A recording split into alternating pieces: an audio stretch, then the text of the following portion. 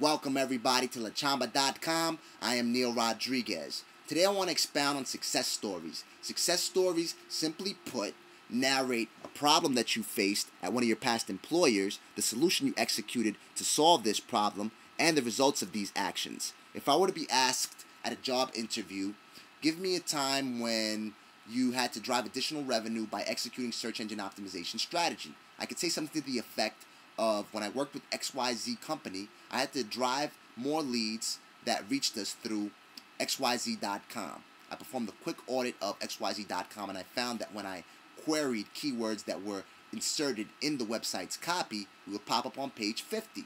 So I emailed a few bloggers whenever I wrote articles that were pertinent to the articles that they were writing on in their blogs, and I would tell them that it may be of interest to their audience. Some of them would link to us. I also took the XYZ.com URL and submitted it to several hundred directories, wrote a few press releases.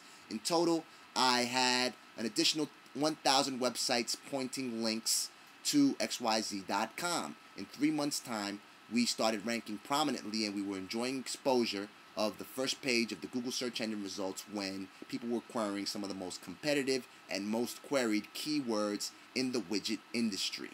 This produced an additional $50,000 in revenue in the first month. Now, do you see how I can make a significant contribution to your work?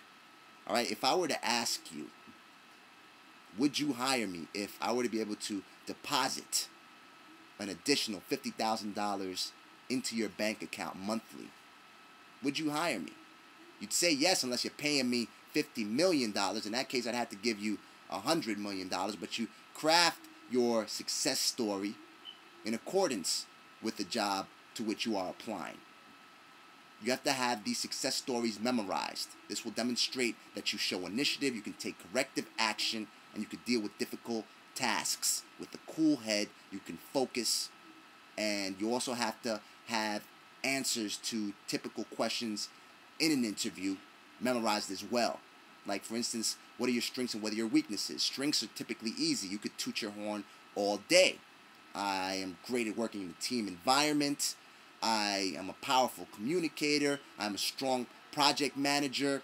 This, that, and the third. Weaknesses, you should demonstrate strengths. Okay? So you could say something to the effect of, I'm a workaholic. It weakens your personal life because it heightens up your stress level. But, I mean, an employer doesn't care about that. If you're someone that comes in 16 hours a day, pumps out 10 articles a day, that drives 10 links to each article, I mean, you're doing the job of a marketer, of a writer, the editorial team. And if you're coding all the links in yourself, I mean, you're a developer as well. You're a website designer as well. So you're saving all kinds of money, making all kinds of money, and resolving this company's problems. That's all the potential employer cares about. See, but when you also memorize these responses, when you have them memorized, you enhance your improvisational skills. You become a better impromptu speaker. You could speak extemporaneously a lot better than when you did before you prepared for the interview. You will find that. So if there is a question for which you did not prepare, it's more likely that you'll be able to generate a response within seconds. Okay, and that will ameliorate. Remember that word, ameliorate, which means improve. I will highlight that word in one of my upcoming videos when I start to list power verbs. Ameliorate your chance of being the ideal fit for the position to which you are applying. Thank you for watching. Until next time, I'm Neil Rodriguez.